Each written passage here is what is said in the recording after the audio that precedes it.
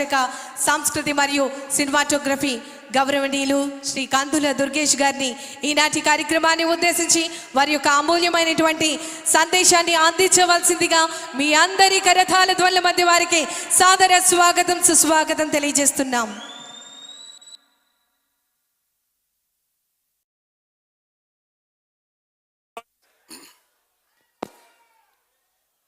ప్రపంచ రాజకీయ చరిత్రలోనే పోటీ చేసినటువంటి 21 సీట్లలో 100% స్ట్రైకింగ్ రేట్ తోటి 21 మంది శాసనసభ్యుల్ని నెగ్గించుకుని 2 పార్లమెంటు స్థానాలకు పోటీ చేస్తే 2 పార్లమెంటు స్థానాలని నెగ్గించుకుని మనందరికీ కూడా మార్గదర్శకంగా ఇవాళ ప్రపంచంలోనే 100% స్ట్రైకింగ్ రేట్ తోటి అధికారంలో భాగస్వామి అవ్వడానికి ప్రధాన కారకులైనటువంటి శ్రీ కొణిదెల పవన్ కళ్యాణ్ గారికి మనందరి తరఫున కూడా ప్రత్యేకమైనటువంటి ధన్యవాదాలు తెలియజేస్తా ఉన్నాను.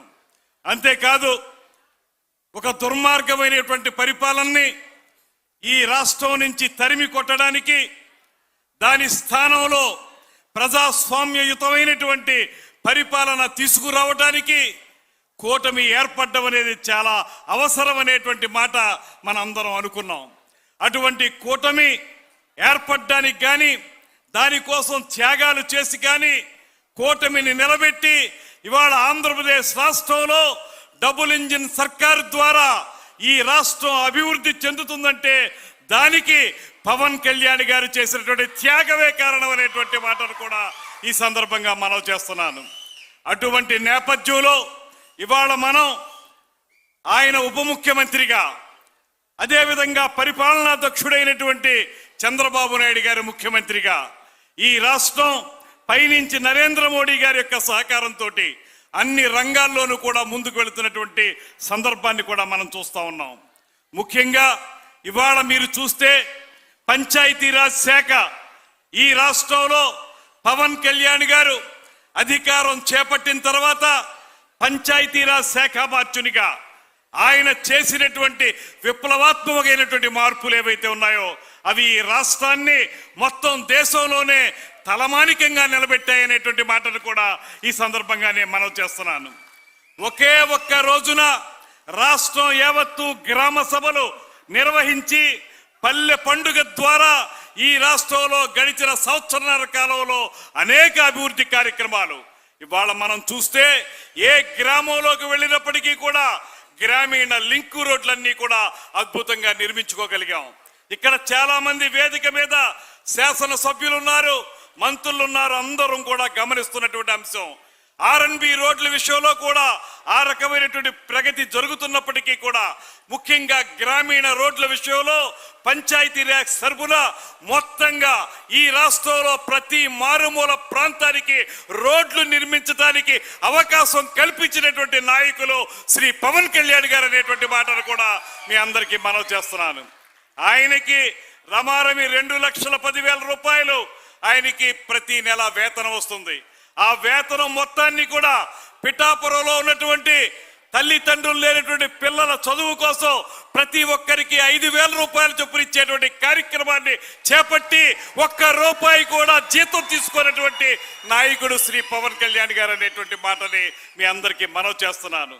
అంతేకాదు గోదావరి పక్కనే ఉన్న లేకపోతే గోదావరి తాలూకా కాలువలు పక్కనే ఉన్నప్పటికీ కూడా గుక్కెడు మంచినీళ్లు తాగడానికి కూడా నోచుకోనటువంటి అనేక గ్రామాలు ఆ రోజున 2019 నుంచి 24 వరకు జల జీవన్ మిషన్ కార్యక్రమాన్ని అడుగంటేలా చేసినటువంటి వైఎస్ఆర్ ప్రభుత్వం చేస్తే ఇవాళ అధికారంలోకి వచ్చిన వెంటనే గోదావరి గ్రిడ్ అనేటువంటి ఆ కార్పొరేషన్ ని ప్రారంభించి ఎవరికైతే దాహార్తితో ఉన్నటువంటి ప్రజలు గ్రామాల్లో ఉన్నారో వారందరికీ కూడా మంచినీళ్లు అందించడానికి జల జీవన్ మిషన్ అనేటువంటి కార్యక్రమం ద్వారా ఉమ్మడి ఉభయ గోదావరి జిల్లాల్లో అటుపక్క ప్రకాశం జిల్లాలో అన్ని ప్రాంతాల్లో కూడా ఆ కార్యక్రమాన్ని మా పెరవలి గ్రామంలో ప్రారంభించినటువంటి మహానుభావుడు శ్రీ పవన్ కళ్యాణ్ గారు అనేటువంటి మాటలు కూడా ఈ సందర్భంగా నేను మనవి చేస్తున్నాను.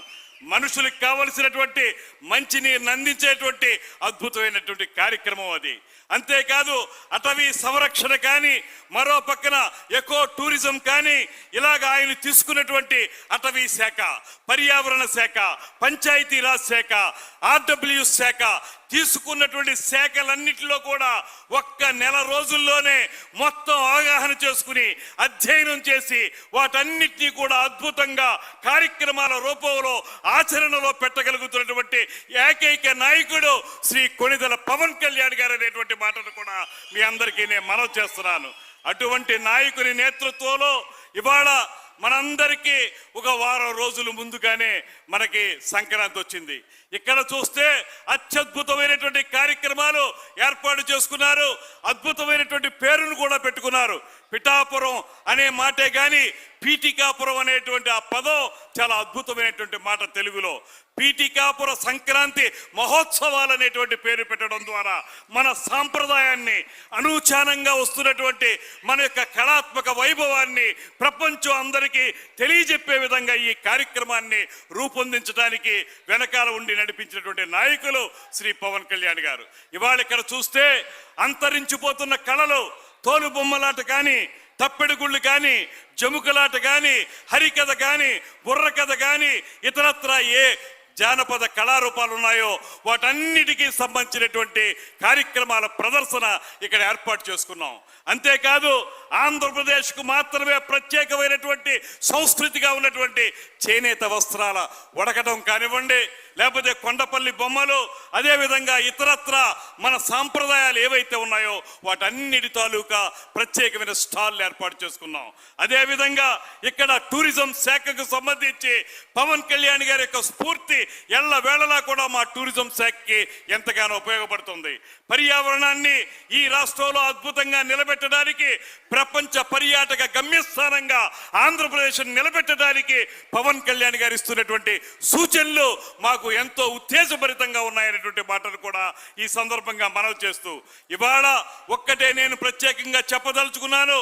ఈ రాష్ట్రంలో పేదవాడి కంట కన్నీరు తుడవడానికి, పేదల మొహాల్లో చిరునవ్వు చూడ్డానికే రాజకీయాల్లోకి వచ్చి, రాజకీయ అధికారం అంటే అది డబ్బున్న వాళ్ళకో పరపతున్న వాళ్ళకో కాదు, పేదవాడికి అందాలనేటువంటి మాటతోటి పార్టీని ప్రారంభించి ఈ 10 సంవత్సరాల కాలంలో మొక్కవోని ధైర్యంతో ఏనాడు కూడా కష్టం వచ్చినా నష్టం వచ్చినా వెన్ను చూపకుండా స్థిర చిత్తంతో నిలబడి ఇవాళ ఆంధ్రప్రదేశ్ రాష్ట్ర ప్రభుత్వంలో భాగస్వాములుగా జనసేన పార్టీ శ్రేణులందరం కూడా తలెత్తుకు నిలబడగలుగుతున్నా ఉంటే దానికి కారణం శ్రీ కొణిదెల పవన్ కళ్యాణ్ గారు అనేటువంటి మాటని మీకు మనవి చేస్తున్నాను.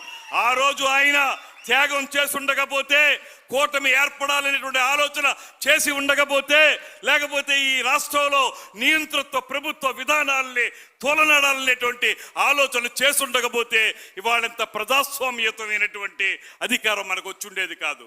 దయచేసి అందరికీ మనవి చేస్తున్నాను, ఒక స్ఫూర్తితోటి, ఒక ఆలోచనతోటి ఈ రాష్ట్రాన్ని సమగ్రంగా సర్వతోముఖంగా అభివృద్ధి చేయాలనేటువంటి ఏకైక లక్ష్యంతో పనిచేస్తున్నటువంటి శ్రీ పవన్ కళ్యాణ్ గారి చేతులకి మనం బలాన్ని ఇవ్వాలి.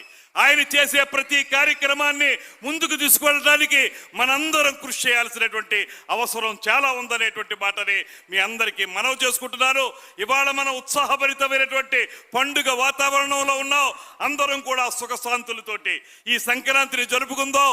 సంక్రాంతిని జరుపుకోవడం మాత్రమే కాదు, శ్రీ పవన్ కళ్యాణ్ గారి ఈ కార్యక్రమాలను ఏర్పాటు చేయడంలో ప్రధాన ఉద్దేశం ఏంటంటే, ఇవాళ వస్తున్నటువంటి మార్పుల వల్ల, కొత్త తరం సినిమాల వల్ల, లేకపోతే ఇతరత్ర కార్యక్రమాల వల్ల మన సాంప్రదాయ కళారీతులు ఏవైతే ఉన్నాయో అవి అంతరించిపోతున్నాయి. వాటన్నిటినీ పునరుజ్జీవింపజేయాలని, మళ్ళీ ఆ కళాకారులను ఆదుకోవాలని, ఆ రకమైనటువంటి చేతి వృత్తుల్ని పోషించాలనేటువంటి ఆలోచనతోటే ఇవాళ ఈ సంక్రాంతి సంబరాల్ని ఈ రకంగా శ్రీ పవన్ కళ్యాణ్ గారు ఏర్పాటు చేయడం జరిగింది. ఇది మనందరికీ ఆనందదాయకమైన విషయం.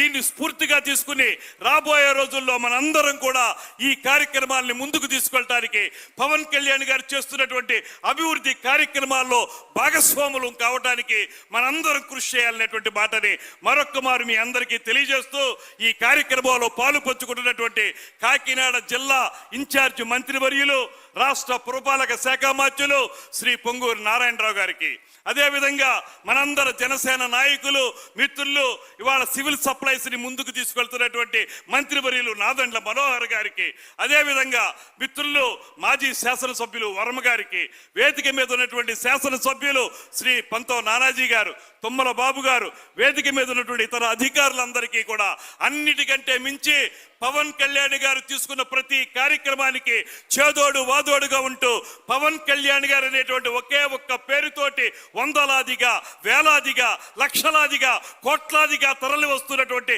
50 మంది జన సైనికులకి, వీర మహిళలకి అందరికీ కూడా మరొక్క మారు శిరస్సు వంచి నమస్సుమాంజలి తెలియజేస్తూ సెలవు తీసుకుంటున్నా. నమస్కారం. జై హింద్, జై తెలుగు తల్లి. చక్కటి సందేశాన్ని అందించినటువంటి గౌరవ మంత్రివర్యులు గౌరవనీయులు కందుల దుర్గేష్ గారికి మీ అందరి కరతాళ ధ్వనుల మధ్య ధన్యవాదములు తెలియజేస్తూ సంక్రాంతి శుభాకాంక్షలు తెలియజేద్దాం. ధన్యవాదములు సార్. తదుపరి మన అందరికీ తెలుసు, ప్రతి ఒక్కరి యొక్క ఆరోగ్యం అనేది ఆహారం మీద ఆధారపడి ఉంటుంది. ప్రతి